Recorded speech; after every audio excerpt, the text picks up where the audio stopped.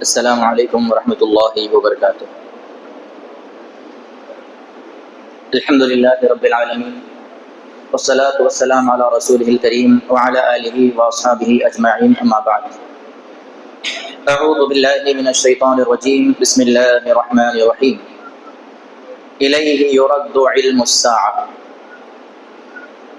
ہر قسم کی تعریف، حمد و ثنا، بڑائی، کبریائی، پاکیزگی اور بزرگی اللہ رب العالمین احکم الحاکمین کے لیے لائق، زیبا و سزاوار ہے، جو ساری کائنات کا مالک اور خالق ہے۔ بعدہ درود و سلام کا نزول ہو اللہ کے آخری پیغمبر محمد الرسول اللہ صلی اللہ تعالی علیہ وعلی آلہ واصحابہ وبارک وسلم پر۔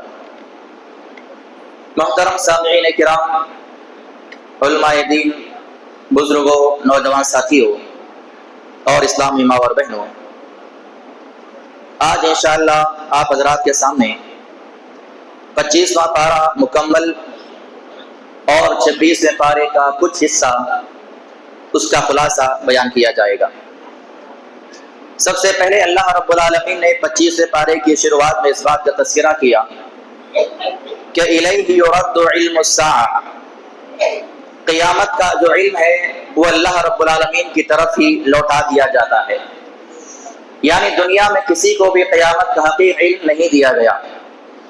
اللہ کے رسول صلی اللہ علیہ وسلم کے پاس حضرت جبرائیل علیہ السلام آتے ہیں اور صحابہ کہتے ہیں کہ آپ کے پاس جب وہ آئے تو اس طرح سے آ کر بیٹھے کہ ہم میں سے کوئی آپ کے ساتھ اس طرح سے نہیں بیٹھتا تھا، بالکل گھٹنے سے گھٹنے لگا کر، زانو سے زانو لگا کر بیٹھ گئے اور سوالات کرنے لگے۔ سب سے پہلا سوال کیا؟ اسلام کے بارے میں، الاسلام، اسلام کیا ہے؟ اس کے بعد اللہ کے نبی نے جب جواب دیا تو کہا کہ صدقت، آپ نے سچ کہا۔ صحابہ کہتے ہیں کہ ہمیں اس شخص کی بات پر تعجب ہوتا تھا، ایک تو آدمی نیا محسوس ہو رہا ہے، نیا معلوم ہو رہا ہے، ہمارے شہر کا نہیں، ہمارے علاقے کا نہیں، ہم نے کبھی دیکھا نہیں، اور دوسری بات اگر مسافر بھی ہے تو بالکل تازہ ہے، فریش ہے۔ مسافر آدمی کیسا ہوتا ہے؟ سفر کی حالت میں تھکا ماندہ ہونا چاہیے، کپڑے خراب ہو، میلے ہوں، کچیلے ہوں، بال پراگندہ ہوں، ایسی کوئی کیفیت نظر نہیں آ رہی ہے۔ بہرحال آ کے بیٹھتے ہیں، سوال کرتے ہیں، سوال بھی کر رہے ہیں، اللہ کے نبی کے جواب پر کہتے ہیں کہ آپ نے سچ بھی کہا، یہ کون ہے؟ بہرحال اللہ کے رسول صلی اللہ علیہ وسلم سے مختلف سوالات کیے، اسلام کے بارے میں پوچھا، ایمان کے بارے میں پوچھا، احسان کے بارے میں پوچھا۔ اس کے بعد سوال کیا قیامت کب آنے والی ہے؟ تو اللہ کے رسول صلی اللہ علیہ وسلم نے اس کے جواب میں فرمایا مل مسئول عنہا اعلم من السائل، کہ جو سوال کر رہا ہے، سوال کرنے والا زیادہ بہتر جانتا ہے جس سے سوال کیا جا رہا ہے، یعنی مجھ سے زیادہ اگر قیامت کا علم کسی کو ہونا چاہیے تھا وہ تو تم کو ہونا چاہیے تھا۔ اس کے بعد جبرائیل صلی اللہ علیہ وسلم نے دوسرا سوال کیا کہ قیامت کی علامتوں کے بارے میں بیان کرو، تو اللہ کے رسول صلی اللہ علیہ وسلم نے اس کی علامتیں بیان فرمائی کہ ان تلد الامۃ ربتها، کہ مائیں اپنے جو ہے آقاؤں کو جنیں گی، لونڈیاں اپنے آقاؤں کو جنیں گی، اور بکریاں چرانے والے کمزور قسم کے اور فقیر قسم کے، مسکین قسم کے جو لوگ ہوں گے وہ جو ہے اونچی اونچی عمارتیں بنائیں گے اور اس پر فخر محسوس کریں گے۔ تو جب یہ سوال جواب کا سلسلہ ختم ہوا، جب وہ چلے گئے تو اللہ کے رسول صلی اللہ علیہ وسلم نے صحابہ سے سوال کیا کیا تم جانتے ہو یہ کون تھا؟ صحابہ نے فرمایا اللہ اس کے رسول بہتر جانتے ہیں۔ صحابہ کا یہی جملہ ہمیشہ سے رہا ہے، اگر وہ کسی بات کا جواب جانتے بھی تھے تب بھی وہ جواب نہیں دیتے تھے، بلکہ کہتے تھے کہ اللہ اور اس کے رسول زیادہ بہتر جانتے ہیں۔ تو آپ نے فرمایا کہ یہ جبرائیل تھے، یہ تم کو دین سکھانے کے لیے آئے تھے۔ تو اللہ کے رسول صلی اللہ علیہ وسلم کو بھی قیامت کا علم نہیں ہے، حضرت جبرائیل کو بھی قیامت کا علم نہیں تھا، نہ کسی فرشتے کو اللہ رب العالمین نے قیامت کا علم دیا ہے، نہ کوئی اللہ رب العالمین کا مقرب بندہ قیامت کے بارے میں جانتا ہے۔ قیامت کا حقیقی علم اللہ ہی کے پاس ہے۔ اللہ تعالیٰ نے قرآن مقدس کے اندر کئی مقامات پر اس بات کو دہرایا، یہاں بھی اللہ تعالیٰ نے اسی بات کا تذکرہ بیان فرمایا۔ پھر آگے اللہ رب العالمین جو ہے انسان کی ایک فطرت کا تذکرہ بیان فرماتا ہے کہ وَإِذَا أَنْعَمْنَا عَلَى الْإِنسَانِ أَعْرَضَ وَنَأَىٰ بِجَانِبِهِ وَإِذَا مَسَّهُ الشَّرُّ فَذُو دُعَاءٍ عَرِيضٍ۔ انسان کی کیفیت ایسی ہے کہ جب اس پر ہم انعامات نازل کرتے ہیں، جب اس پر اللہ رب العالمین کی جانب سے اکرامات نازل کیے جاتے ہیں، جب وہ خوشحالی میں رہتا ہے، سکون میں رہتا ہے، اطمینان میں رہتا ہے، تو وہ کیا کرتا ہے؟ اللہ تعالیٰ کو بھول جاتا ہے۔ اللہ رب العالمین کی نافرمانیاں، اللہ رب العالمین کی آیتوں کے ساتھ انکار، اس کے ساتھ استہزاء، اس کا مذاق، اللہ رب العالمین کے احکامات کی روگردانی، یہ سب کچھ کرتا ہے۔ کب؟ جب خوشحالی ہوتی ہے۔ اور اللہ نے آگے فرمایا وَإِذَا مَسَّ، اور جب ہم اس کو جو ہے کسی برائی سے دوچار کرتے ہیں، جب اس پر کوئی مصیبت آتی ہے، پریشانی آتی ہے، تو فَذُو دُعَاءٍ عَرِيضٍ، وہ جو ہے گڑ گڑا کر لمبی لمبی دعائیں کرتا ہے۔ یہ انسان کی فطرت ہے۔ آپ غور کریں، ہر انسان کے اندر تقریباً الا ماشاء اللہ جو ایمان والے حقیقی طور پر اللہ سے ڈرنے والے ہیں، جن کے دلوں میں اللہ کا تقویٰ ہے، اللہ کا ڈر ہے، وہ اس کیفیت سے الگ ہیں۔ لیکن اکثر انسانوں کی کیفیت یہی ہے کہ جب اللہ تعالیٰ کی نعمتیں ان کو دی جاتی ہیں، اللہ کی طرف سے احسانات ان پر کیے جاتے ہیں، تو وہ اللہ کے احسانات کو لینے کے بعد اللہ کی نافرمانیاں کرتے ہیں، اور جب ان پر مصیبتیں، پریشانیوں کے بادل منڈلاتے ہیں، تب وہ اللہ تعالیٰ کو یاد کرتے ہیں۔ اللہ نے فرمایا کہ فَذُو دُعَاءٍ عَرِيضٍ، لمبی لمبی دعائیں کرتے ہیں۔ تو اللہ رب العالمین نے اس آیت کریمہ کے اندر انسان کی فطرت کا تذکرہ بیان فرمایا ہے۔ اس کے بعد سورۃ الشعراء کی تلاوت کی گئی ہے۔ شعرا ہے یہ، شعرا ایک ہوتا ہے شعرا، اس سے پہلے گزر چکا، شعرا یعنی شاعر۔ اللہ رب العالمین نے وہاں پر شاعروں کے تعلق سے بیان کیا تھا، اس کا نام ہے سورۃ الشعراء۔ یہ ہے سورۃ الشعراء، یعنی آپس میں مشورہ کرنا، باہمی جو ہے بیٹھ کر مشاورت کرنا، بات چیت کرنا۔ اسی سلسلے میں اللہ رب العالمین نے سورہ شریفہ کو نازل فرمایا۔ اللہ رب العالمین نے کہا شرع لکم من الدین ما وصى به نوح والذی اوحینا الیک وما وصینا به ابراہیم وموسیٰ وعیسیٰ ان اقیموا الدین ولا تتفرقوا۔ اے نبی کریم صلی اللہ علیہ وسلم، ہم نے آپ کو بھی اسی دین کا مکلف کیا ہے، یا آپ پر بھی وہی دین نازل کیا ہے جو دین ہم نے آپ سے پہلے نوح پر نازل کیا تھا، آپ سے پہلے ابراہیم پر نازل کیا تھا، آپ سے پہلے موسیٰ پر نازل کیا تھا، اور آپ سے پہلے عیسیٰ پر نازل کیا تھا۔ وہی دین ہم نے آپ پر بھی نازل فرمایا ہے۔ یہاں پر ایک بات آپ غور کریں، اللہ رب العالمین نے یہاں پر سے 5 انبیاء کا تذکرہ بیان فرمایا۔ سب سے پہلے فرمایا شرع لکم من الدین، لکم سے مراد کون ہے؟ اللہ کے رسول صلی اللہ علیہ وسلم، یعنی محمد رسول اللہ صلی اللہ علیہ وسلم ایک نبی ہے۔ دوسرے حضرت نوح علیہ السلام کا اللہ نے نام لیا، تیسرے حضرت ابراہیم کا نام لیا، چوتھے حضرت موسیٰ علیہ السلام کا نام لیا، اور پانچویں جو ہے حضرت عیسیٰ علیہ السلام کا نام لیا۔ احادیث میں آتا ہے، اور قرآن مجید کی آیت بھی اللہ رب العالمین نے فرمایا کہ یہ 5 جو انبیاء گزرے ہیں، انہیں اولو العزم پیغمبر کہا جاتا ہے۔ یہ بڑے بڑے پیغمبر رہے ہیں، انہیں اولو العزم پیغمبروں کے نام سے یاد کیا جاتا ہے۔ حضرت نوح علیہ السلام، حضرت ابراہیم علیہ السلام، حضرت موسیٰ علیہ السلام، حضرت عیسیٰ علیہ السلام، اور ہمارے اور آپ کے آقا محمد رسول اللہ صلی اللہ علیہ وسلم، یہ 5 انبیاء جو ہیں اولو العزم پیغمبر ہیں، یعنی ان کا مقام اور مرتبہ بہت زیادہ بلند و بالا ہے، اور اللہ تعالیٰ نے قرآن مقدس کے اندر انہی کے تذکروں کو بارہا بیان فرمایا ہے۔ تو اللہ رب العالمین نے کہا اے نبی کریم صلی اللہ علیہ وسلم، آپ کی جانب بھی ہم نے اسی دین کی وصیت فرمائی ہے جو دین ہم نے آپ سے پہلے نوح کو دیا تھا، ابراہیم کو دیا تھا، موسیٰ کو دیا تھا، اور عیسیٰ کو دیا تھا۔ وہ دین کیا تھا؟ ان اقیموا الدین ولا تتفرقوا، کہ دین پر استقامت کے ساتھ جمے رہو، اور آپس میں فرقوں میں اور جماعتوں میں، گروہوں میں تقسیم نہ ہو جاؤ، آپس میں گروہ بندیوں سے بچو، اور آپس میں تفرقہ بازی سے جو ہے بچتے رہو۔ پھر آگے اللہ رب العالمین بیان فرماتا ہے کہ وما اصابکم من مصیبت، جب کوئی مصیبت تم کو آتی ہے، فبما کسبت ایدیکم، وہ تمہارے اپنے ہاتھوں کے کرتوت کی وجہ سے آتی ہے، ویعفو عن کثیر، یہ تو اللہ تعالیٰ کی مہربانی ہے کہ اللہ تعالیٰ تمہارے بہت سارے گناہوں کی وجہ سے بھی تم کو معاف فرما دیتا ہے۔ انسان کے بہت سارے گناہ ہیں، انسان کی بہت ساری غلطیاں ہیں، صبح اٹھنے سے لے کے شام سونے تک انسان کے اندر بے شمار گناہ کے کام پائے جاتے ہیں۔ اپنا ہم جائزہ لیں، ہمارے اندر کیا کیا خامیاں ہیں، ہمارے اندر کتنے قسم کے گناہ ہیں، ہم دن سے دن بھر کیا کرتے ہیں۔ تو اللہ رب العالمین نے یہاں پر وہی فرمایا کہ انسان کی جو غلطیاں ہیں، انسان کی جو گناہ ہے، اس کے جو نافرمانیاں ہیں، اگر ہر گناہ پر، ہر نافرمانی پر اللہ تعالیٰ پکڑ کرنا چاہے تو اللہ رب العالمین نے مقام پہ فرمایا کہ وَلَوْ يُؤَاخِذُ اللَّهُ الناس بما كسبوا ما ترك عليه ولا ظهرها من دابة. اللہ تعالیٰ اگر ہر گناہ پر انسان کی گرفت کرنا چاہے تو روح زمین پر ایک بھی جاندار باقی نہیں رہے گا. ہر انسان ختم ہو جائے گا, سب پہ اللہ تعالیٰ عذاب نازل کر دے گا اور سب کو اللہ تعالیٰ ختم کر دے گا. اللہ نے یہاں پر فرمایا وَيَعْفُو عَنْ كَثِيرٍ, یہ تو اللہ کی مہربانی ہے کہ اللہ تعالیٰ تمہارے بہت سارے گناہوں کو, بہت ساری غلطیوں کو معاف فرما دیتا ہے.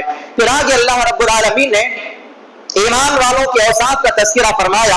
ان ایمان والوں کے اوصاف کے اندر اللہ تعالیٰ نے اس بات کا بھی تذکرہ کیا کہ ایمان والے جو بندے ہوتے ہیں وہ اللہ رب العالمین کی بات کو قبول کرنے والے ہوتے ہیں. والذین استجابوا لربہم, ایمان والوں کا پہلا وصف اللہ نے بیان کیا کہ اللہ رب العالمین کی جانب سے جو بھی باتیں قرآن مقدس کے اندر آتی ہیں, اللہ کے رسول صلی اللہ علیہ وسلم کی جانب سے جو بھی باتیں فراہین احادیث کے اندر آتی ہیں, ان تمام باتوں کے ایمان والے بندے اس کو قبول کرتے ہیں اور اس کو ایکسپٹ کرتے ہیں, اس پہ عمل کرتے ہیں. یہ ایمان والوں کا پہلا وصف ہے. دوسرا وصف اللہ نے بیان فرمایا وَأَقَامُوا الصَّلَاةَ, وہ نماز قائم کرنے والے ہوتے ہیں. تیسرا وصف بیان فرمایا وَأَمْرُهُمْ شُورَىٰ بَيْنَهُمْ, اپنے تمام معاملات کے اندر آپس میں مشورہ کرتے ہیں. تمام معاملات کے اندر, چاہے وہ معاملہ کسی دین کا ہو, دنیاوی معاملات ہو, کسی کاروبار کا معاملہ ہو, لین دین کا معاملہ ہو, باہمی مشورہ کرنا یہ ایمان والوں کی بنیادی صفت ہے. مشورے کے اندر یہاں پر ہمارے پاس ایک غلطی یہ پائی جاتی ہے, ہم یہ سمجھتے ہیں کہ ہم اگر کسی مقام پر بیٹھے ہیں, ہم سے کوئی مشورہ طلب کر رہا ہے, اگر ہم اس کو مشورہ دیتے ہیں, ہم یہ سمجھتے ہیں, ہمارا یہ خیال ہے کہ ہمارے مشورے کو مانا ہی جائے. یہ چیز نہیں ہوتی ہے. مشورہ مطلب آپ کا اپنا خیال ہے, آپ پیش کر دیں, اسے قبول بھی کیا جا سکتا ہے, رد بھی کیا جا سکتا ہے. تو اللہ رب العالمین نے فرمایا ایمان والوں کے اوصاف کے اندر کہ وہ لوگ آپس میں جو ہے باہمی مشورے کے ذریعے کام کیا کرتے ہیں. حضرت عمر بن خطاب رضی اللہ تعالیٰ عنہ پر جب جو ہے زخمی ان کو کیا گیا, ان پر قاتلانہ حملہ ہوا, وہ شدید زخمی ہو گئے, اس حالت میں انہوں نے کیا کیا, خلافت کی بات آئی, حضرت عمر رضی اللہ عنہ سے سوال کیا گیا کہ اب کہ آپ کی شہادت کے بعد خلیفہ کون بننے والا ہے. بعض لوگوں نے آپ کے بیٹے کا نام لیا, کہا کہ آپ کے خلاف آپ کے بعد جو ہے آپ کا بیٹا عبداللہ بن عمر, اس کو خلیفہ کے لیے منتخب کیا جائے. اور انہوں نے کہا کہ میرا بیٹا جس کو طلاق دینے کا طریقہ نہ آتا ہو وہ خلافت کیا کرے گا. آپ نے کیا کیا, مشورے میں برکت ہے, باہمی مشورہ ایمان والوں کی صفت ہے.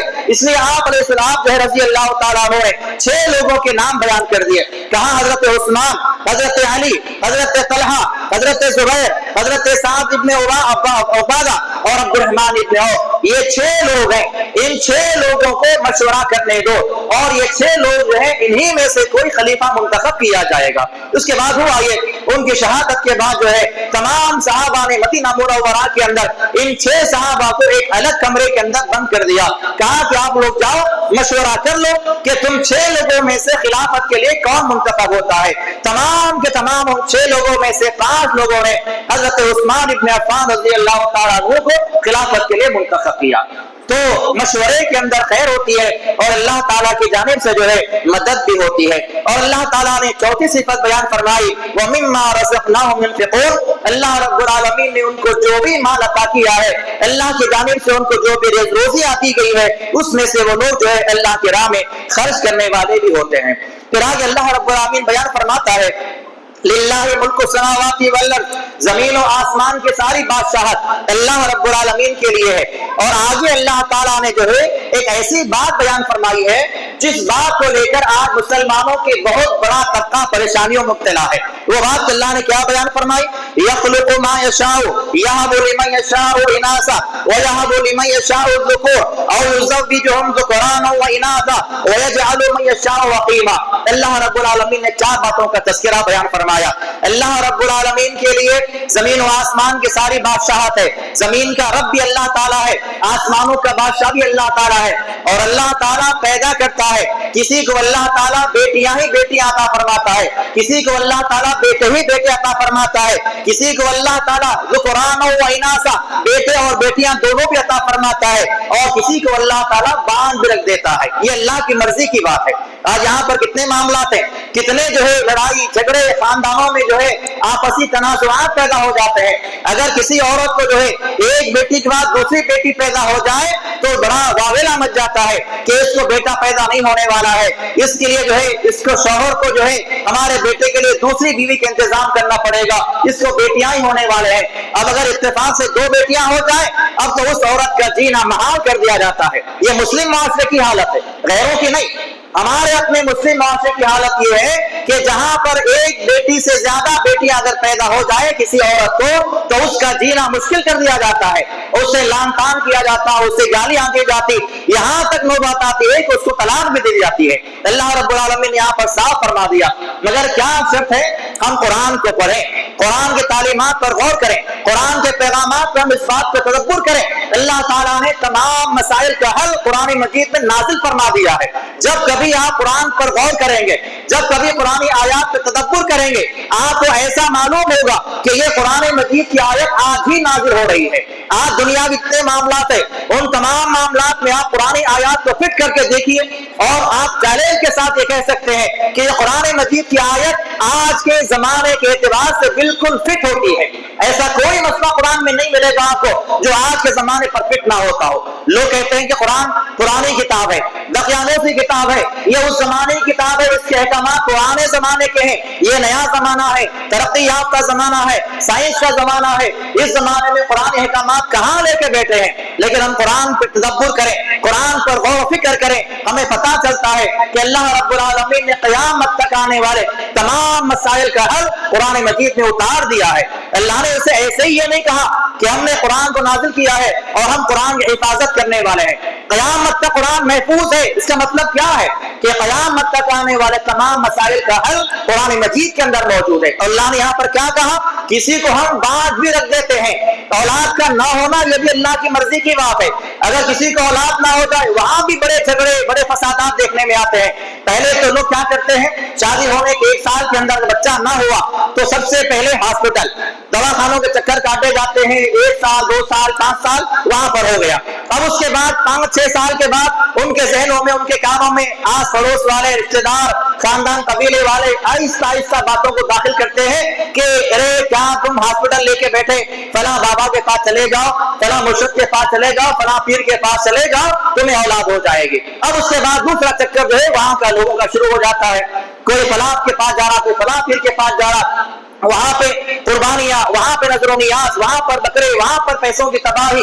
اس میں ہمارا دین بھی جا رہا ہے، ہماری عزتیں بھی نیلام ہو رہی ہیں، عزتیں بھی نیلام کی جا رہی ہیں۔ کتنے ایسے خانقاہیں ہیں جہاں پر عورتوں کی عزتوں کے ساتھ کھلواڑ کیا جاتا ہے، ایسے بے شمار واقعات آئے دن ہوتے رہتے ہیں۔ تب بھی مسلمان جو ہے مسلمانوں کو اس بات کا احساس نہیں ہے اور ہم اس بات پر غور نہیں کرتے۔ تو اللہ رب العالمین نے تمام مسئلے کا حل بیان فرما دیا، کہا کہ اللہ تعالیٰ کی مرضی ہے، اللہ کسی کو چاہے تو بیٹے ہی بیٹے عطا فرمائے، اللہ کسی کو چاہے تو بیٹیاں ہی بیٹی عطا فرمائے، اللہ کسی کو چاہے تو دونوں عطا فرمائے، اور اللہ تعالیٰ کی مرضی ہے کہ اللہ کسی کو باندھ بھی رکھ دے۔ یخلق ما یشاء، اللہ رب العالمین حکیمہ کسی کو باندھ رکھ سکتا ہے، انہ علیم قدیر، اللہ تعالیٰ جاننے والا اور جو ہے قدرت رکھنے والا ہے۔ اس کے بعد سورۃ الزخرف کی تلاوت کی گئی۔ زخرف کے معنی اصل میں سونے کے ہوتے ہیں، گولڈ، زخرف کہتے ہیں سونے کو۔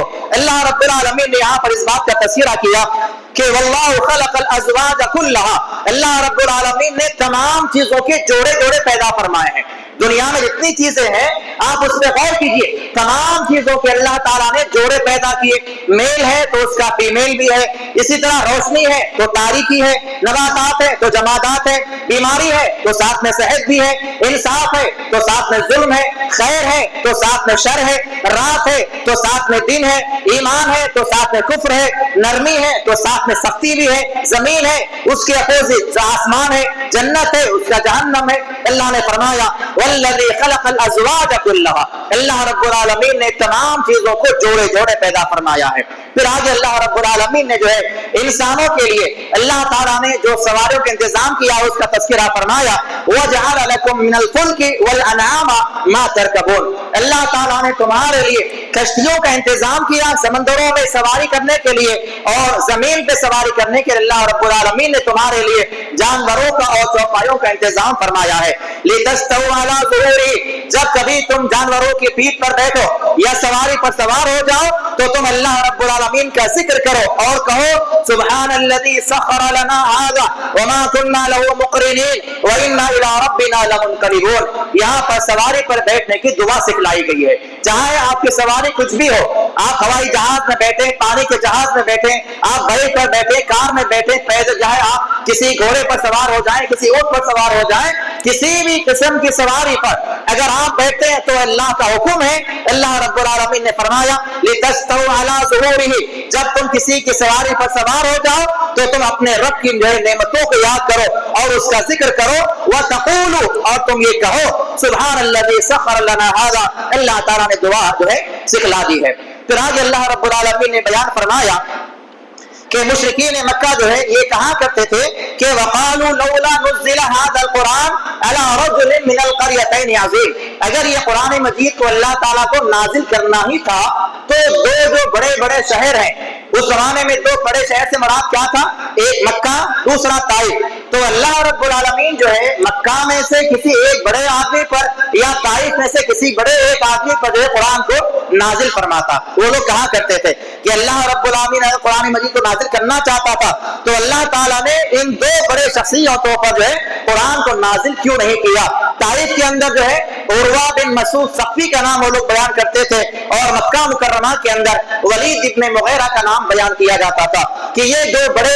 علم والے لوگ تھے اس زمانے کے اندر بڑے ماہر تھے اور فصاحت کے لحاظ سے زبان کے اعتبار سے ان کا بڑا مقام اور مرتبہ تھا اس لیے مکہ والے کہا کرتے تھے کہ اللہ تعالیٰ کو قرآن نازل کرنا ہی تھا تو اللہ تعالیٰ ان دو شہروں میں سے کسی ایک شہر کی یہ بڑی ہستی پر قرآن کو نازل کیوں نہیں کیا اللہ رب العالمین نے قرآن مقدس کے اندر اس کا جواب دے دیا ہے کہ اللہ اعلم حیث یجعل رسالتہ اللہ تعالیٰ زیادہ جانتا ہے کہ رسالت کے منصب پر کس کو فائز کیا جائے گا رسول کس کو بنایا جائے نبی کس کو بنایا جائے نبوت کا تاج کس کے سر پہ رکھا جائے یہ اللہ زیادہ بہتر جانتا ہے تم اس بات کو نہیں جانتے پھر آگے اللہ رب العالمین نے اس بات کا تذکرہ کیا کہ اللہ رب العالمین اگر چاہتا اور اللہ تعالیٰ اس بات کو جو ہے کرنے پر قادر ہے کہ اللہ تعالیٰ دنیا میں پائے جانے والے تمام مشرک اور کافروں کے گھروں کو سونے کا بنا دے اسی مناسبت سے اللہ تعالیٰ نے اس سورہ کا نام جو ہے سورہ زخرف رکھا اللہ رب العالمین نے یہاں پر بیان فرمایا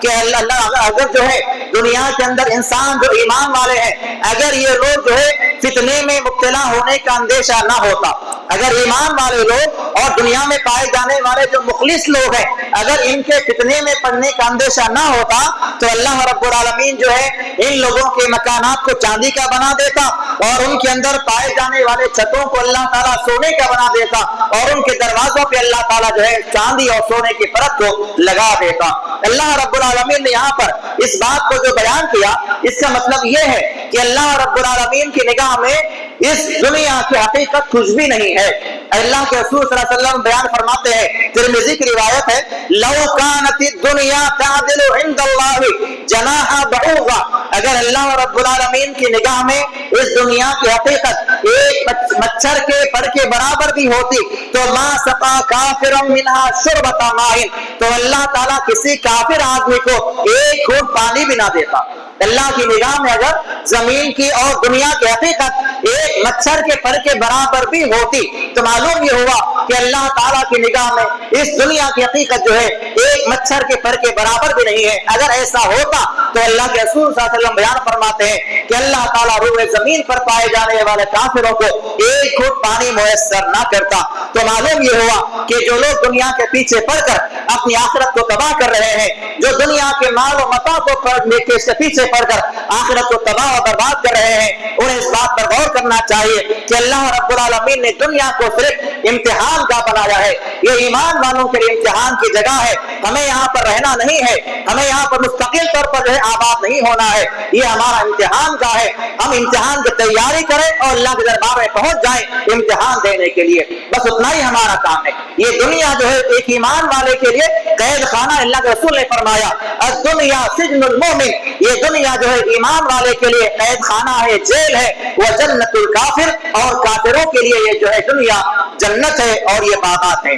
پھر آگے اللہ رب العالمین بیان فرماتا ہے وَمَن يَعْشُ عَن ذِكْرِ الرَّحْمَنِ نُقَيِّضْ لَهُ شَيْطَانٌ فَهُوَ لَهُ قَرِينٌ، جو آدمی اللہ رب العالمین کے ذکر سے غافل رہتا ہے، جو آدمی اللہ رب العالمین کی یاد سے غافل رہتا ہے تو شیطان اس کا ساتھی بن جاتا ہے، شیطان خود بخود اس کا ساتھی بن جاتا ہے۔ فَهُوَ لَهُ قَرِينٌ، قرین کہتے ہیں اپنے ساتھ رہنے والے شخص کو، یعنی ہمزاد۔ عام طور پر یہ استعمال کیا جاتا ہے ہمارا ہمزاد ہے، ہمارے ساتھ فلاں ہمزاد ہے، اکثر لوگ کہتے ہیں، تو ہمزاد جو ہوتا ہے اللہ نے اسی کو قرین فرمایا اور کہا کہ جو بھی لوگ دنیا کے اندر پائے جانے والے جو اللہ کی یاد سے غافل ہیں، اللہ رب العالمین کو یاد نہیں کرتے، اللہ رب العالمین کی یاد سے بہت دور ہیں، ایسے لوگوں کا شیطان جو ہے ساتھی بن جاتا ہے۔ اب شیطان کسی کا ساتھی بن جائے تو اس کے لیے دنیا آسان ہے، اس کے لیے گناہ کا کام کرنا آسان ہے، اس کے لیے اللہ کی نافرمانیاں کرنا آسان ہے، بڑے سے بڑے گناہ اس کے لیے کچھ بھی نہیں ہے، وہ آسانی سے بڑے بڑے گناہ کر بیٹھے گا جب اس کے ساتھ شیطان رہے گا، اور جس کے ساتھ اللہ رب العالمین رہے گا وہ آدمی اللہ رب العالمین کی ذات پر ایمان لانے والا ہوگا اور وہ اللہ سے ڈرنے والا ہوگا۔ ایک ایمان والے بندے کی خاصیت کیا ہے کہ وہ ایمان والا بندہ جو ہے نیکیوں کے اعمال کرنے کے باوجود بھی اللہ سے ڈرتا ہے، جیسے کہ اس سے پہلے میں نے اس کا تفسیر اس بات کا تذکرہ کیا، ایک آیت ہے اللہ نے فرمایا کہ یہ لوگ جو ہیں اللہ رب العالمین سے ڈرتے ہیں، اللہ سے خوف کھاتے ہیں۔ حضرت ماں عائشہ رضی اللہ عنہا نے بیان فرمایا یا رسول اللہ اس سے مراد کون ہے؟ کیا چوریاں کرنے والے ہیں، زناکاریاں کرنے والے ہیں، بدکاریاں کرنے والے ہیں، یا ڈاکے ڈالنے والے ہیں، جھوٹ بولنے والے، اس سے مراد کون ہے؟ تو آپ نے فرمایا کہ عائشہ اس سے مراد وہ ہیں جو نمازیں پڑھنے والے ہیں، روزہ رکھنے والے ہیں، صدقات و خیرات دینے والے ہیں، اللہ کی عبادت کرنے والے ہیں، یہ اس سے مراد ہے۔ یہ اللہ کی عبادت بھی کرتے ہیں ساتھ میں ڈرتے بھی ہیں کہ اللہ تعالیٰ ہمارے اعمال قبول کر رہا ہے یا نہیں کر رہا ہے۔ تو ایمان والوں کی صفت یہ ہے کہ ایمان والے بندے جو ہے نیک اعمال کرتے ہوئے بھی ڈرتے ہیں، اور گنہگاروں کی صفت کیا ہے؟ وہ لوگ بڑے سے بڑے گناہ کرتے وقت بھی جو ہے نہ ان کے دل میں اللہ کا خوف ہوتا ہے نہ وہ اللہ سے ڈرنے والے ہوتے ہیں۔ تو اللہ نے یہاں پر فرمایا جو آدمی اللہ کے ذکر سے غافل ہے شیطان اس کا ساتھی بن جاتا ہے۔ اس کا اپوزٹ کیا ہوا؟ جو اللہ کا ذکر کرنے والے ہوتے ہیں ان کے قریب شیطان ہرگز بھی نہیں آتا۔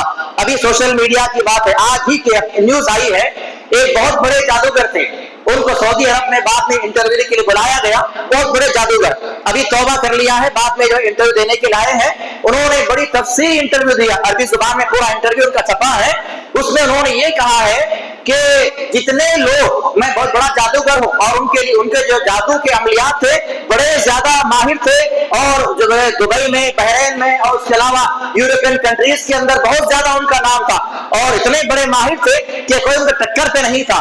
ان کا بیان ہے کہ میں نے اس بات پر غور کیا، جتنے میں نے جادو کے معاملات کیے، جتنوں پر میں نے جادو کیا، اور میرا کام کیا تھا، فٹ بال کے جو جہاں پہ فٹ بال میچ ہوتا ہے اس کے اسٹیڈیم میں جا کر بیٹھ جانا، اور مجھے جو لوگ پیسہ دیتے ہیں جب مجھے جو ہے وہاں کا مال دے دیتے ہیں تو اپوزٹ ٹیم کو جادو کے ذریعے ہرا دینا، یہ میرا کام تھا۔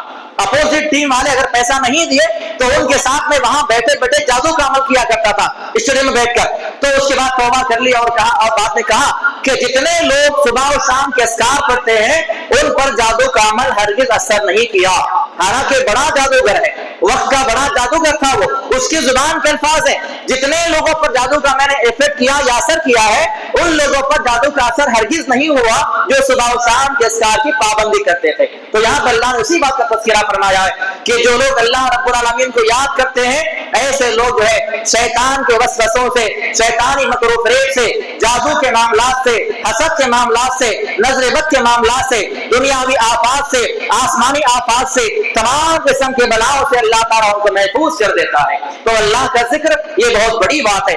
اور صبح و شام کے اذکار ہے کیا؟ آپ لوگوں کے سامنے بیان کیا جائے کہ صبح و شام کے اذکار پڑھو، اذکار پڑھو، تو سمجھتے ہیں کہ اس کے لیے پورا دن لگے گا۔ معمولی اگر آپ 20 منٹ کا وقت نکال لیتے ہیں صبح میں اور شام میں تو یہ 20 منٹ کا ٹائم آپ کے لیے زندگی جو ہے بچانے کے لیے، آپ کو تمام مصیبتوں سے، پریشانیوں سے بچانے کے لیے یہ 20 منٹ کافی ہے۔ تو صبح اور شام کے اذکار کی بڑی اہمیت ہے، اس کی پابندی کرتے رہے۔ تو اللہ رب العالمین نے یہاں پر اس بات کا تذکرہ بیان فرمایا۔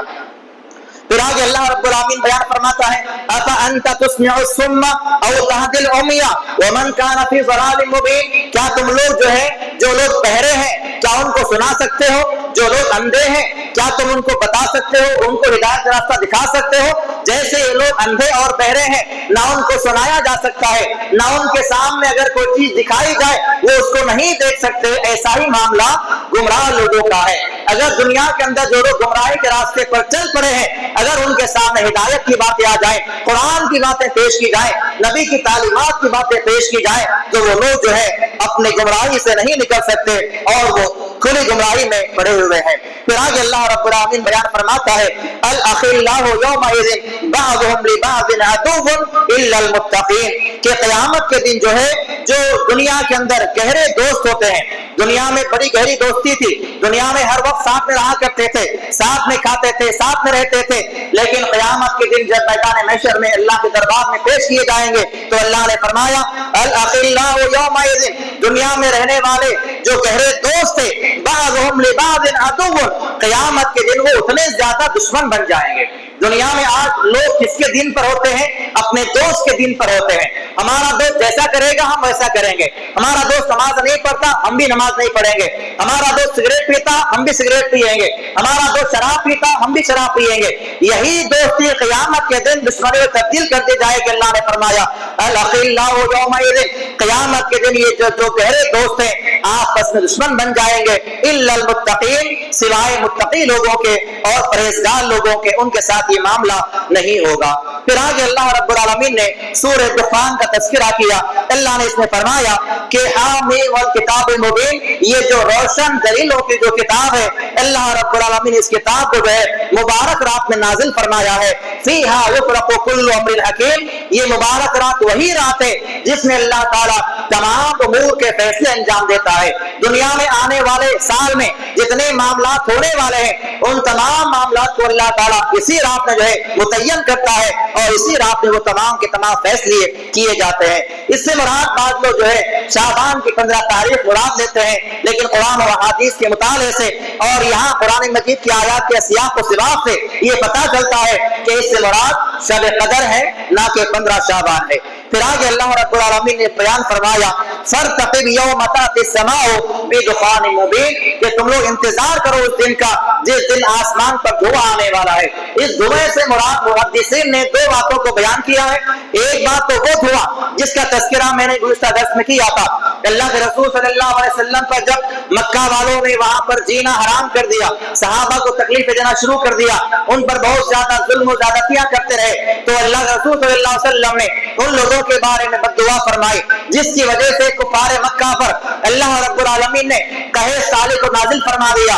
ان کے لیے کھانا پانی بہت مشکل ہو گیا، یہاں تک کہ وہ لوگ جو ہے ہڈیاں کھانے پر مجبور ہو گئے، اور جو مردار جانوروں کے چمڑیاں تھے وہ چمڑیاں کھانے پر مجبور ہو گئے۔ یہاں تک کہ مکہ کے سردار رسول اللہ صلی اللہ علیہ وسلم کی بارگاہ میں آتے ہیں اور درخواست کرتے ہیں یا محمد، اے محمد صلی اللہ علیہ وسلم، کیا آپ کو یہ بات پسند نہیں ہے کہ اللہ رب العالمین کی طرف سے جو عذابات نازل کیا گیا ہے یہ دور کر دیا جائے؟ آپ ایسا کیوں بد دعا آپ نے کی ہے؟ یہ آپ آخر آپ کی ہی تو قوم ہے، یہ آپ کے اولاد ہے، یہ آپ کے چچا ہیں، یہ آپ کے بیٹے ہیں، کیا اپنی ہی جو ہے خاندان پہ قبیلے والوں پر ایسے جو ہے بد دعا کر کے اللہ کے عذاب کو نازل کر رہے ہیں؟ آپ سے درخواست ہے کہ آپ اللہ سے دعا کیجئے کہ اللہ تعالیٰ ان سے اس عذاب کو دور کر دے۔ تو حدیث میں آتا ہے کہ ایسے موقع پر جب ان میں سے کوئی آدمی بھوک کی وجہ سے آسمان کی طرف نگاہ اٹھا کر دیکھتا تو اسے آسمان میں دھواں نظر آتا تھا۔ اللہ نے اسی چیز کا تذکرہ یہاں پر بیان فرمایا کہ تمہیں اس چیز کا انتظار کرنا چاہیے کہ اس دن کا انتظار کرو جس دن آسمان میں تمہارے لیے دھواں مقرر کیا جائے گا۔ اور بعض محدثین نے کہا ہے کہ اس سے مراد جو ہے قیامت کی علامتوں میں سے ایک علامت ہونے والی ہے وہ دھواں مراد ہے۔ قیامت سے پہلے ایک دھواں آنے والا ہے، بادل جو ہے بادلوں کی شکل میں، وہ دھواں دنیا کے اندر 40 دن تک رہنے والا ہے، وہ دھواں مراد دیا گیا ہے۔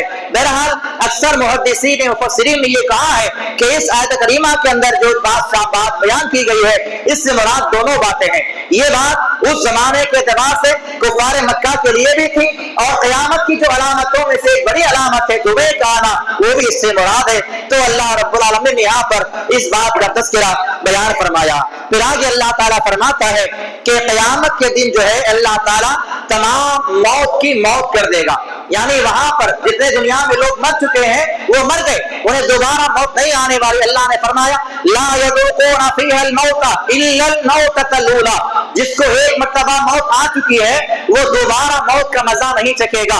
اور حدیث میں آتا ہے جب تمام جنتی جنت چلے جائیں گے، جہنمی جہنم میں داخل کر دیے جائیں گے، اب کوئی باقی نہیں رہے گا۔ اللہ رب العالمین کی جانب سے ایک دمبے کو لایا جائے گا جو جنت اور جہنم کے درمیان میں رکھا جائے گا۔ اللہ کی جانب سے آواز لگائی جائے گی کہ اے جہنمیوں اس بات کو سنو، اب یہ تمہاری جو تم پر دنیا میں جو موت آئی تھی وہ تمہاری پہلی اور آخری موت تھی، اب تم پر کبھی موت نہیں آنے والی ہے، ہمیشہ تم زندہ رہنے والے ہو۔ اے جنتیوں اب تم پر بھی کبھی موت نہیں آنے والی ہے، یہ اعلان کیا جائے گا۔ اور اس اعلان کے بعد اللہ تعالیٰ اس موت کی جو ہے موت کر دے گا، یعنی موت کو اللہ تعالیٰ ایک دمبے کی شکل میں لائے گا اور دونوں کو بتا کر دونوں کے سامنے اعلان کر کے اللہ تعالیٰ اس دمبے کو ذبح کر دے گا اور کہے گا کہ آج تم سب کی موت ہے۔ یعنی ایک مرتبہ انسان جو مر گیا اس کے بعد جب دوبارہ اٹھایا جائے گا اس کے بعد کبھی اس کو موت نہیں آنے والی ہے۔ جو جنت میں داخل کیے جانے والے ہیں وہ ہمیشہ وہاں پر رہنے والے ہیں، اور جو جہنم میں داخل کیے جانے والے ہیں وہ ہمیشہ کے لیے وہاں پر دائمی طور پر رہنے والے ہیں۔ اس کے بعد جو ہے سورۃ جاثیہ کی تلاوت کی گئی ہے۔ جاثیہ کے معنی اصل میں گھٹنوں کے بل گر کے بیٹھ جانا، گھٹنوں کے بل گر کے بیٹھ جانا اسے جاثیہ کہا جاتا ہے۔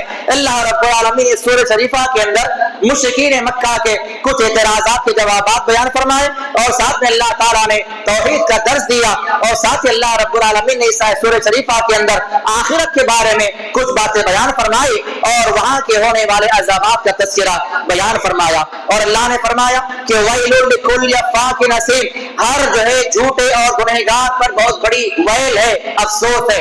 دنیا میں پائے جانے والے جھوٹے لوگ جو ہیں، دنیا میں موجود جو بدکار قسم کے لوگ ہیں، گنہگار قسم کے جو لوگ ہیں، اللہ رب العالمین نے فرمایا کہ ان کے لیے ویل ہے جو بہت بڑی جہنم کی وادی ہے، ان کو وہاں پر جو ہے داخل کیا جائے گا۔ پھر اللہ رب العالمین نے بیان فرمایا اے نبی کریم صلی اللہ علیہ وسلم آپ جو ہے قرآن کی آیتوں کو جھٹلانے والوں کو دردناک عذاب کی خوشخبری دے دیجئے۔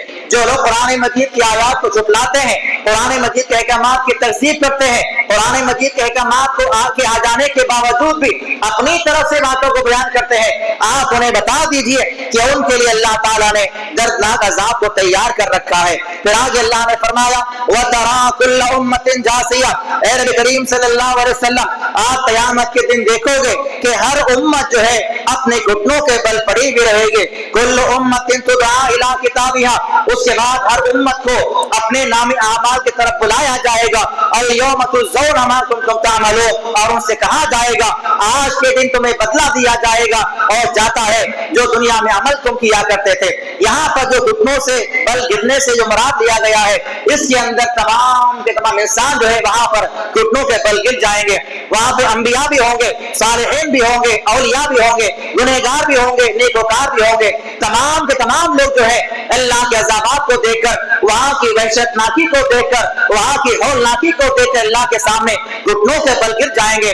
اللہ تعالیٰ بعد میں جو ہے ان تمام کے نام اعمال دینے کے لیے ان کو بلائے گا، ایک ایک آدمی کو بلایا جائے گا اور اس کے ہاتھ میں اللہ تعالیٰ نام اعمال تھماتا جائے گا اور ان سے کہا جائے گا یہ نام اعمال تمہارا اپنا ہے، یہ تم نے جو عمل دنیا میں کیا ہے اسی کا بدلہ تمہیں یہاں پر دیا جائے گا، وہاں پر کسی پہ ذرہ برابر ظلم نہیں کیا جائے گا۔ پھر اللہ رب العالمین نے فرمایا فَالْحَمْدُلِلَّهِ رَبِّ السَّمَاوَاتِ وَرَبِّ الْأَرْضِ وَرَبِّ الْعَالَمِينَ، اللہ رب العالمین کے لیے تمام قسم کی تعریفات ہیں جو زمین کا بھی رب ہے، آسمان کا بھی رب ہے اور ساری کائنات کا رب ہے۔ وَلَهُ الْكِبْرِيَاءُ، اسی کے لیے بڑائی ہے، فِي السَّمَاوَاتِ وَالْأَرْضِ، زمین و آسمان کے اندر، وَهُوَ الْعَزِيزُ الْحَكِيمُ، اور وہ زبردست بھی ہے، حکمت والا بھی ہے۔ حدیث قدسی ہے، اللہ کے رسول صلی اللہ علیہ وسلم بیان فرماتے ہیں، اللہ تعالیٰ بیان فرماتا ہے العصمت ازاری، جو بزرگی اور بڑائی ہے یہ میرا ازار ہے، والکبریاء ردائی، اور جو تکبر ہے یہ میری چادر ہے۔ فمن نازنی واحدا، جو اس میں سے ایک چیز مجھ سے چھیننا چاہے گا، इस तन को फनफज़हु मिनन्नार, मैं उसको जहन्नम में दाखिल कर दूंगा। हर किस्म की बड़ाई अल्लाह के लिए है, हर किस्म की किबरियाई अल्लाह के ज़ात के लिए है, हर किस्म का तकब्बुर करने का अल्लाह ताला को है। दुनिया में कोई आदमी तकब्बुर नहीं कर सकता। अल्लाह के रसूल सल्लल्लाहु अलैहि वसल्लम बयान फरमाते हैं, अल्लाह ताला फरमाता है अल किबरिया और रिदाई, जो बड़ाई है, किबरियाई है, तकब्बुर है, ये मेरी चादर है। जो चादर को मुझसे छीनना चाहेगा मैं उसको जहन्नम में दाखिल फरमा दूंगा। अल्लाह रब्बुल आमीन की बारगाह में ये बात याद रखिए और इस बात पर गौर भी कीजिए। दुनिया में बड़े से बड़े गुनहगार गुजरे हैं, दुनिया में बड़े से बड़े नाफरमान गुजरे हैं और इस वक्त मौजूद भी हैं, लेकिन अल्लाह रब्बुल आमीन के पास सबसे अजीम तरीन जो गुनाह है वो गुनाह किब्र का है, तकब्बुर का वो गुनाह है। तकब्बुर करने वाले को अल्लाह ताला दुनिया के अंदर ही जो है गिरफ्त में ले लेता है और उस पर अल्लाह का अजाब नाजिल कर दिया जाता है। नमाज नहीं पढ़ोगे अल्लाह के पास जाने के बाद अजाब दिया जाएगा, कुर्बानियां नहीं करोगे अल्लाह के पास अजाब होगा, रोजे नहीं रखोगे अल्लाह के पास जाने के बाद अजाब दिया जाएगा। बाकी जितने गुनाह है इन तमाम गुनाहों का बदला क़यामत के दिन दिया जाएगा या कब्र में दिया जाएगा, लेकिन जो तकब्बुर है उसका बदला अल्लाह ताला दुनिया में फौरी दे देता है। ऐसे बेशुमार लोग हैं, ऐसे बेशुमार कौमें हैं, ऐसे बेशुमार ओहदेदार हैं, ऐसे बेशुमार बड़े बड़े लीडर हैं जिनको अल्लाह रब्बुल आमीन ने तकब्बुर की वजह से जो है निस्त नाबूद किया है। अल्लाह के रसूल सल्लल्लाहु अलैहि वसल्लम ने अपने हदीस के अंदर कई वाक़यात को बयान फरमाया, ऐसी कई मिसालें हैं जिनसे पता चलता है कि तकब्बुर करने वालों का अंजाम बहुत ही बुरा होता है।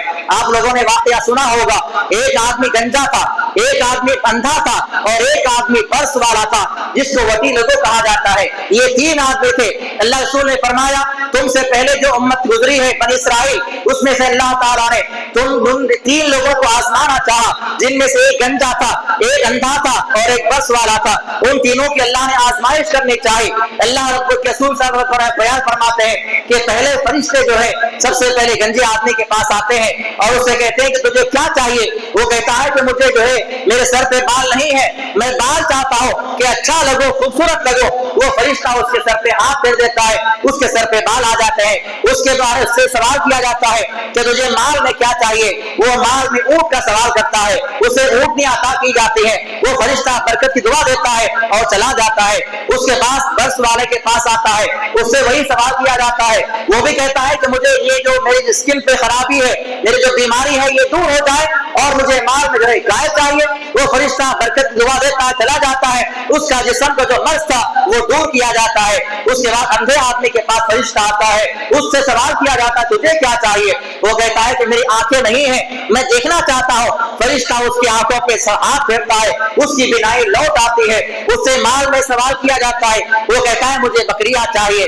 फरिश्ता उसको दुआ देता है, चला जाता है। कई मुद्दतों के बाद फरिश्ता दोबारा उन तीनों के पास आता है। सबसे पहले बस गंजे आदमी के पास आता है, फकीर के भेष में आता है और कहता है कि अल्लाह के बंदे तो मैं जो है मुसाफिर आदमी हूँ, मुझे सफर करना है, मेरी मंजिल बहुत दूर है, वहां तक पहुंचने के लिए मेरे पास माल नहीं है, मेरे पास सामान खत्म हो चुका है। तुझे अल्लाह ने इतना माल दिया है तो मुझे अपने माल में से कुछ माल दे दे ताकि अपनी मंजिल तक मैं पहुंच जाऊं। वो कहता है कि चल यहाँ से निकल जा, ये माल मुझे अल्लाह ने नहीं दिया है, ये माल तो मेरा बाप दादाओं से चला आ रहा है।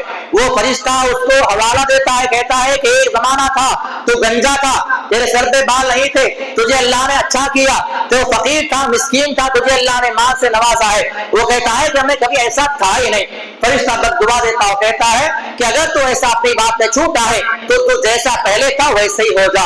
आनन फानन उसका तमाम का तमाम माल खत्म कर दिया जाता है और दोबारा से वो गंजा हो जाता है। वहां पर हुआ क्या? तकब्बुर किया, उसने तकब्बुर किया, कहा कि ये सब माल मेरा है, ये माल मेरे बाप दादों से चला आ रहा है और मैं कभी जो है गंजा था ही नहीं। यही मामला बस वाले के साथ भी हुआ, उसका भी सारा माल खत्म कर दिया गया, बीमारी दोबारा ला दी गई। और उसके बाद अल्लाह के रसूल ने फरमाया वो फरिश्ता नाबीन आदमी के पास आता है, उससे भी सवाल करता है। वो कहता है कि हाँ अल्लाह के बंदे, ये जितना माल तू देख रहा है, जितना चाहिए तू लेके चला जा, ये सब मुझे अल्लाह ने दिया है, मैं नाबीन आता, मुझे अल्लाह ने बीनाई अता फरमाई है, ये सब कुछ माल अल्लाह का दिया हुआ है, तुझे जितना माल चाहिए तू लेकर जा। फरिश्ता बाद में कहता है कि अल्लाह ताला ने तुम तीन साथियों को आजमाना चाहा, जिनमें से तुम्हारे दो साथी नाकाम हुए और तू कामयाब हुआ। تو تکब्बुर का जो अंजाम है दुनिया में अल्लाह ताला दे देता है।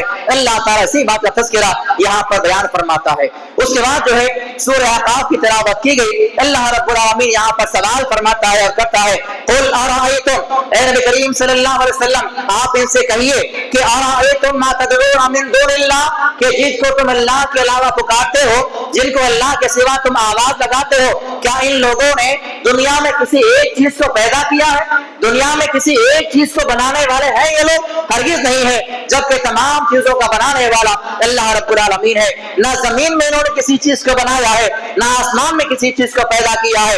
ईतूनी भी किताब मिन क़ब्ली, अगर इन्होंने किसी चीज को पैदा किया है तो मेरे पास सबूत लाकर पेश करो, अगर अपनी बात में तुम सच्चे हो। फिर आगे अल्लाह ने फरमाया, वमन अज़ल्लु मिम्मन यदऊ मिन दुनिल्लाह, जो गुमराह हो जाए उसे हिदायत के रास्ते पर लाने वाला कौन है अल्लाह के सिवा? गुमराहों को हिदायत की राह बताने वाला अल्लाह ताला है, सारी कायनात को चलाने वाला अल्लाह ताला है, तमाम लोगों को पैदा करने वाला अल्लाह रब्बुल आलमीन की जात है। फिर आगे अल्लाह रब्बुल आलमीन ने क़यामत का जिक्र फरमाते हुए कहा, वइज़ा हुशिरन नासु कानू लहुम अअदाअ व कानू बिइबादतिहिम काफिरीन, क़यामत के दिन ये मंजर पेश किया जाएगा। दुनिया में जितने लोग अल्लाह के अलावा दूसरों की इबादत करते हैं वो तमाम लोगों को अल्लाह ताला मैदान नशर में जमा करेगा। वहां पर सूरज को बुलाया जाएगा, वहां पर चांद को बुलाया जाएगा, वहां पर दरख्तों को बुलाया जाएगा, वहां पर पत्थरों को बुलाया जाएगा, वहां पर तमाम कब्र वालों को बुलाया जाएगा। जितने लोगों की दुनिया में इबादतें की जाती है वो सारे के सारे मैदान महशर में जमा किए जाएंगे। अल्लाह ने फरमाया, वइज़ा हुशिरन नासु कानू लहुम अअदाअ, जितने लोग वहां पर जमा किए जाएंगे वो सारे के सारे अपने मानने वालों के बारे में दुश्मनी का इज़हार करेंगे, कहेंगे कि अल्लाह हमने कभी इनको अपनी इबादत की दावत दी ही नहीं थी। सूरज कहेगा कि अल्लाह इन लोगों ने मेरी इबादत कभी की ही नहीं है। चांद कहेगा कि अल्लाह मैं इनकी इबादत से बेखबर था। वहां पर जमीन कहेगी, वहां पर हजर सजर तमाम अल्लाह के दरबार में गवाही देंगे कि अल्लाह हम उनकी तमाम इबादतों से गाफिल हैं, हमारी इबादतें ये लोग क्यों करते थे, हमें इस बात का इल्म नहीं है।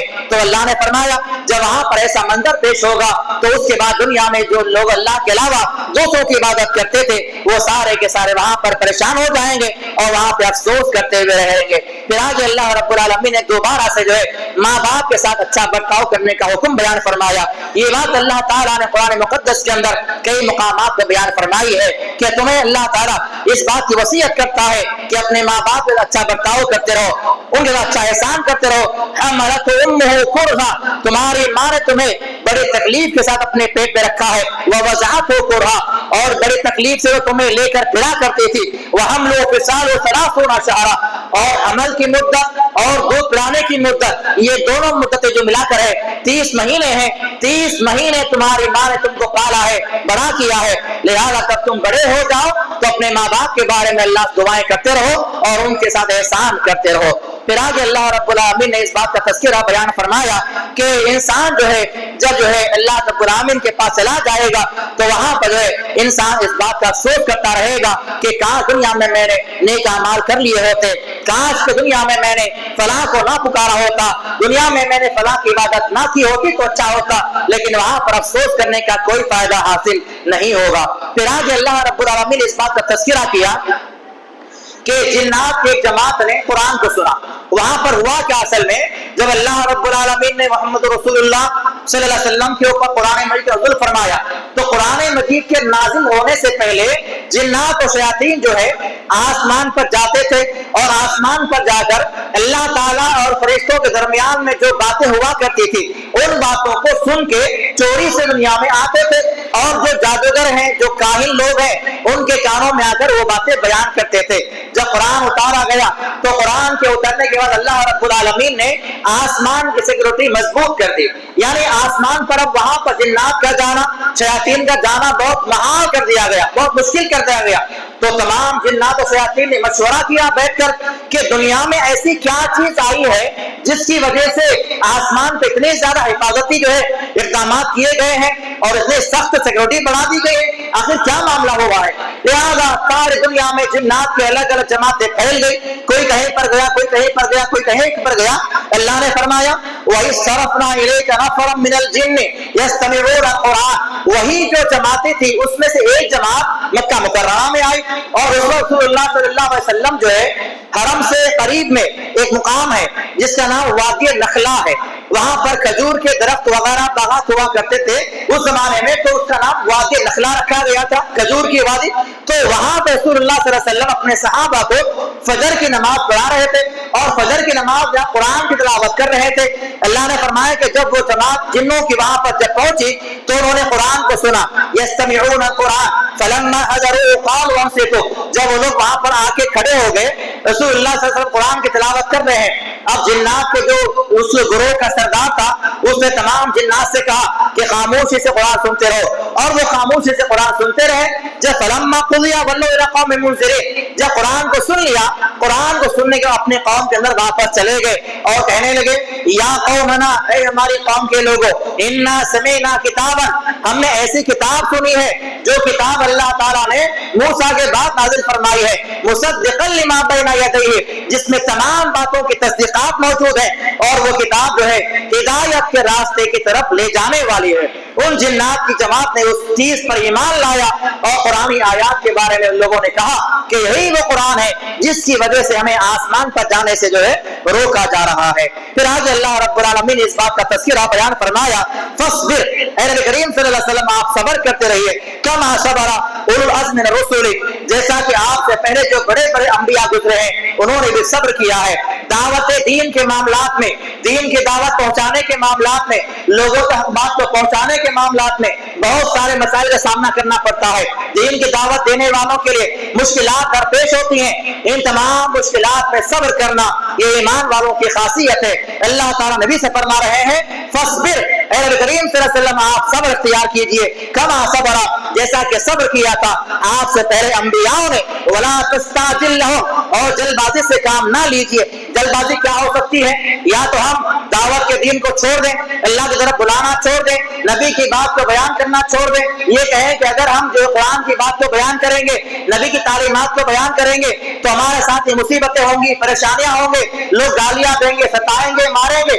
ایسا کر کے اگر ہم اس دعوت کو چھوڑ دیتے، اللہ نے فرمایا فلا تستعجل لهم، جلد بازی سے کام نہ لو، اللہ کی مدد آئے گی، اللہ تمہارا حامی ہوگا، تمہارا ناصر ہوگا۔ یہ بات تمام داعیوں کے لیے ہے جو اللہ کی طرف بلانے والے لوگ ہیں، جب بھی دین کی دعوت دینے والے بنے، صبر کا دامن اختیار کرنے والے بنے، صبر کے ساتھ دین کا کام کرنا یہ بہت ضروری ہے۔ جو جلد بازی سے کام لیتے ہیں ان سے نہ دعوت کا کام ہوتا ہے، نہ وہ دین کی بات کو اللہ کے بندوں تک صحیح معنوں میں پہنچا سکتے ہیں۔ تو اللہ تعالیٰ نے جو ہے اس طرح سے 25 پارے کے اندر اور 26 پارے کا ایک سورہ جو ہے آپ کے سامنے ذکر کیا گیا جس کا نام سورہ احقاف ہے۔